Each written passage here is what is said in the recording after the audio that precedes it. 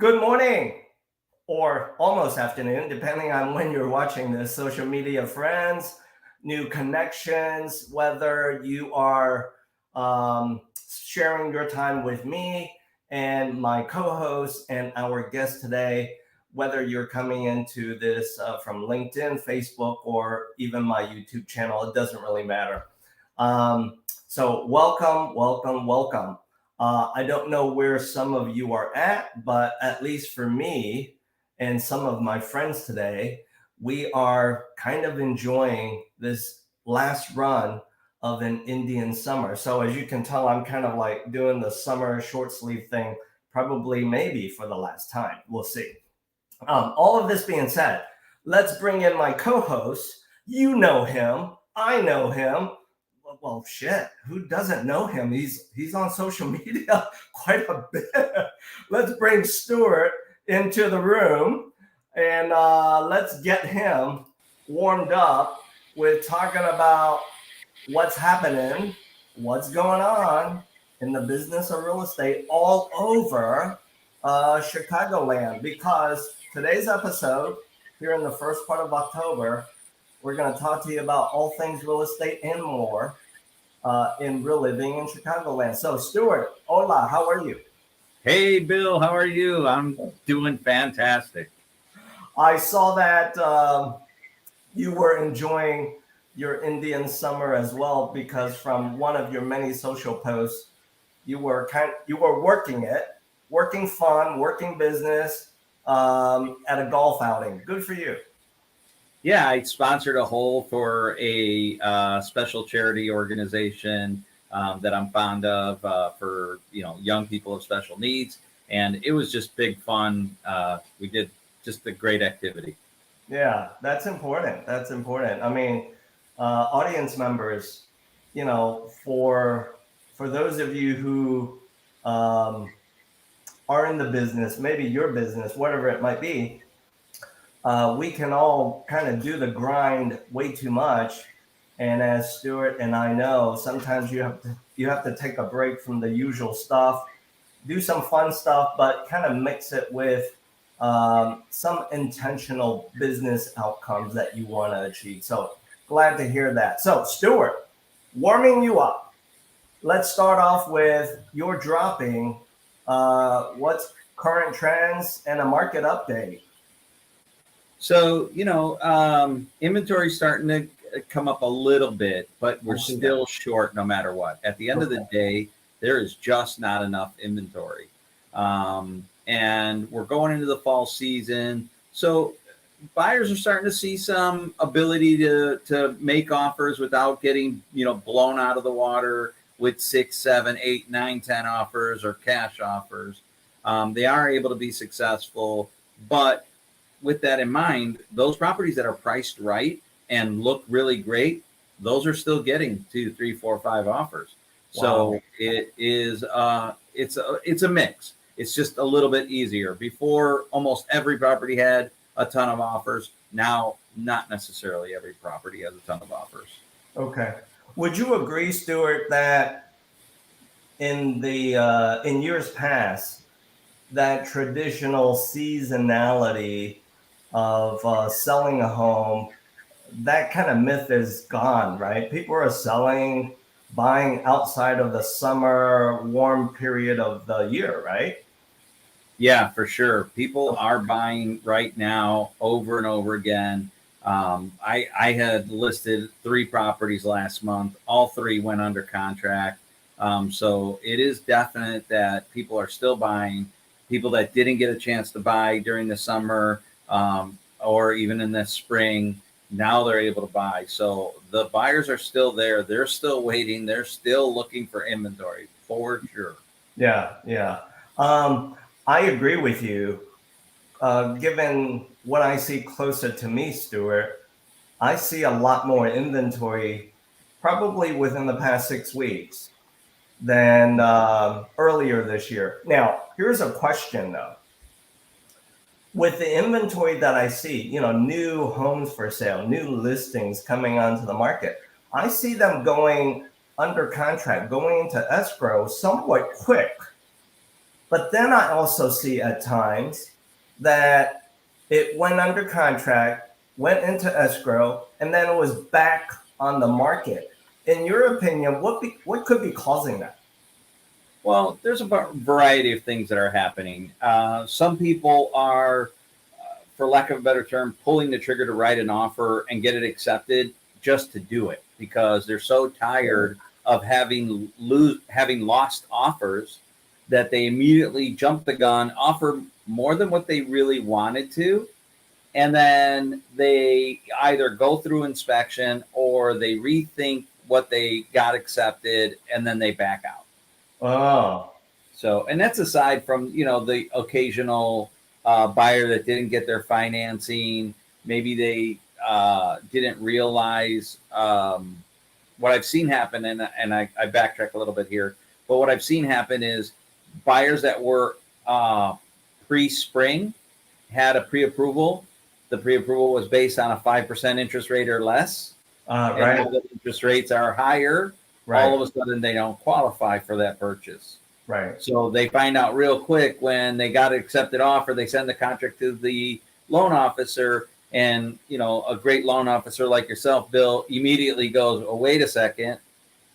You reached out to me back in June, May, but now things are different in October. So guess what? Now I can't give you that 5% interest rate." And it makes a difference to some people, especially if they're buying at their max ability. True. And that's why, as you mentioned, that's why it's so important, given what you do, given what I do, it's so important to have this constant communication, building that relationship with a client so that with what we're doing, we're constantly updating with them with what's changing, what's happening, right? Right, absolutely. Like you said, Bill, the communication, like what we have, and we go back and forth, we chat all the time. We're on this even, and that's real important. Unfortunately, some loan officers will write a pre-approval and they'll just wait. And when the buyer shows up with the contract, he shows up, and then all of a sudden they're putting out fires. Sure. It is important, that communication on a consistent basis, especially if the offer didn't get to you as a loan officer within 30 days, where you can say, "Hey, what's going on? Where are we at? What changed? Oh, guess what? This changed on my end. What about your end?" Yeah, exactly. Now, with the obvious dilemma of not enough homes for sale, not enough inventory, for all of you watching, you may not know this, so I'm about to drop the bomb here. Stewart has this niche that he's developed over the years, and that is he has the ability, given all of his relationships, to be able to sell your dream home, a brand new construction home. So, Stewart, how is that different, in your opinion, selling an existing resale home? Well, although new construction is a little bit more expensive because it's being built with today's prices versus a resale home was built with prices from 10, 15, 20 years ago, maybe even more in some cases. It is you get to pick out what you want, how you want it, and rarely, in some cases, but rarely is there competition for what you want. True. The competition every once in a while might be you want lot 120 and someone else does too. And if you weren't fast enough to put a check down for that lot, you lost that lot. But you still could build your house. You just picked lot 119 instead. So really, it's much easier. You know what you're getting as far as you're picking out your colors, you're picking out your flooring, and everything's brand new, and it comes with a new construction home warranty. And that's not to say it's perfect, but it's pretty much like what you said. You get your dream home. You pick out the things you want. Yeah. And hey, for all of you watching, I don't know about you, but who doesn't love that new home, new paint smell? Right. Yeah. Yeah, it's kind of like a new car smell. Yeah, exactly. You want it to keep for a while, especially. Now, in this topic of, let's say, John and Jane Doe buying a brand new construction home with you, Stewart, and one of your many custom home builders, you and I both know this.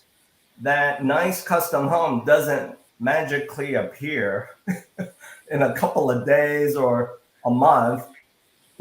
For as nice it is as it's going to be, it does take time, right? Right. And so, ladies and gentlemen, for today's episode, I've invited one of my other relationships. Her name is Lisa into today's conversation. And I'll tell you why. She's built a business on what is called short-term rentals.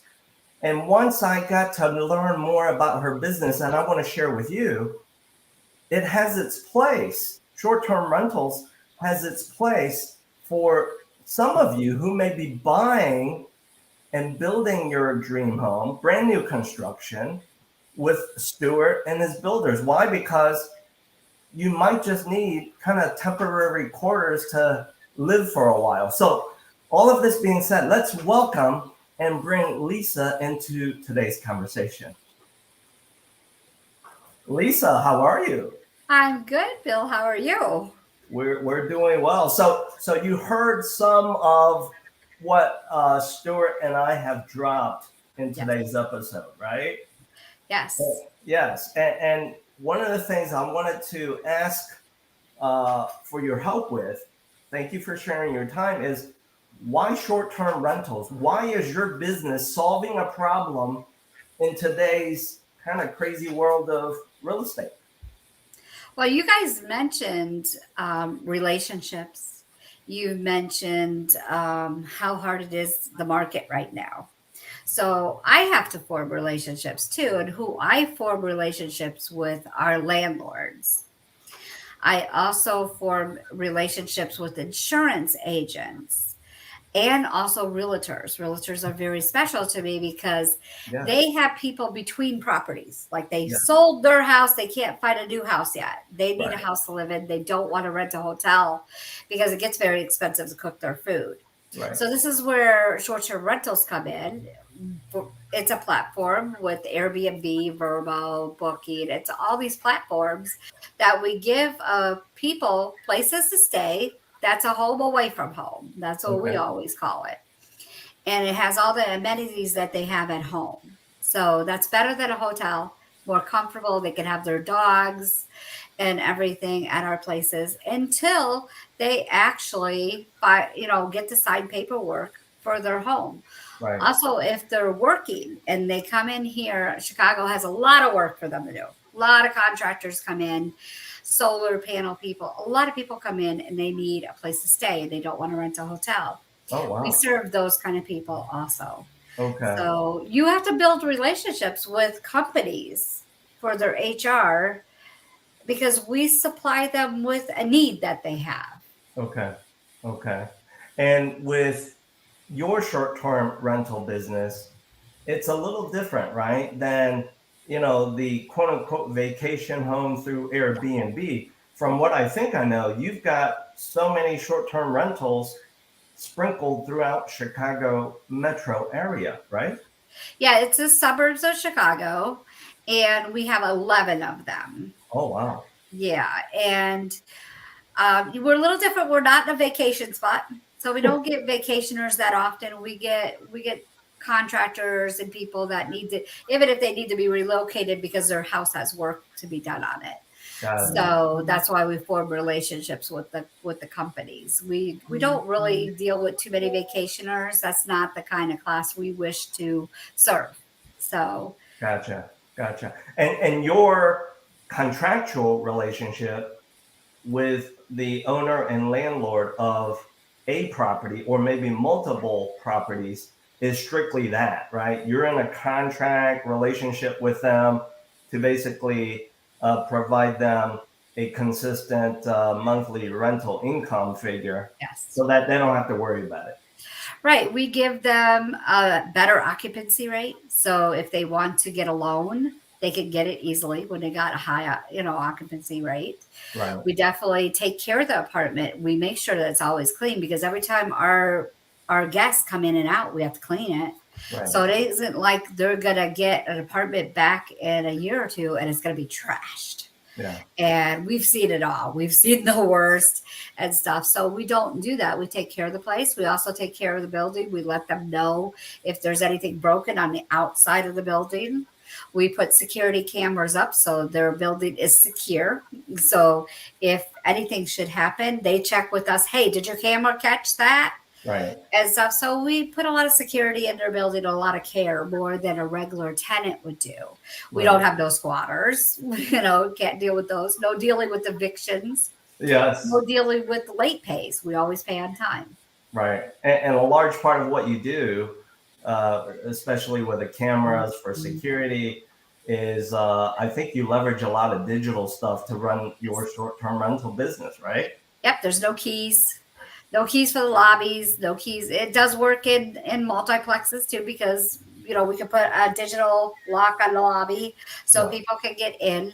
And that's really good, because even if you don't have tenants that you want to let back in, you could change that lock. Instead of asking them for keys and rekeying them, it saves the landlord so much money. So true. So true. So for all of you watching today, who certainly know Airbnb and Vrbo, VRBO. I mean, who doesn't?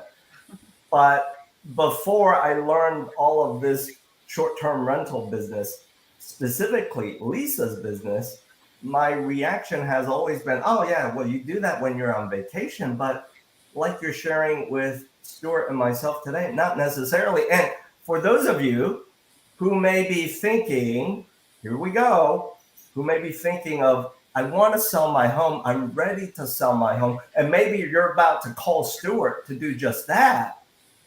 This is a play for you, right? Where do you go? Or better yet, maybe you own a property that you don't want to sell. You don't need to sell, but you're going to buy something else with Stewart and his team. The question again is, well, where are you going to go while you're kind of writing offers? And hopefully the first one, the second one might just land as quickly as possible with Stewart's help. So Lisa, thank you for giving us kind of a different perspective on short-term rentals and how you offer a very unique solution. How would people find you? I am at womeninrentals.com. Womeninrentals.com. All right. And Lisa Ginder, you're the one and only. That's another easy way to find you as well. Yes. All right. So for all of you who have shared your time with us today, thank you for your attention. What Stewart and I always do in each and every episode of Real Living in Chicagoland is not just do the obvious, which is share with you what's currently happening, market update with real estate, but we bring in friends, guests like Lisa, to share with you a different perspective of how you can move to the next chapter of your life. And by the way, when and if you need the services and the help from Stewart and myself, real simple. All you need to do is simply scan the QR codes that you see here. Stewart and myself are readily available to start that conversation with you to understand how to move you to your next chapter. So once again, Stewart, enjoy this Indian summer that we're having today, tomorrow, part of the week. And Lisa, same for you. Definitely will. All right. Everyone, until we see each other again in the next episode, have a great day. Bye. Thank you for having me. All right. Thanks, Lisa.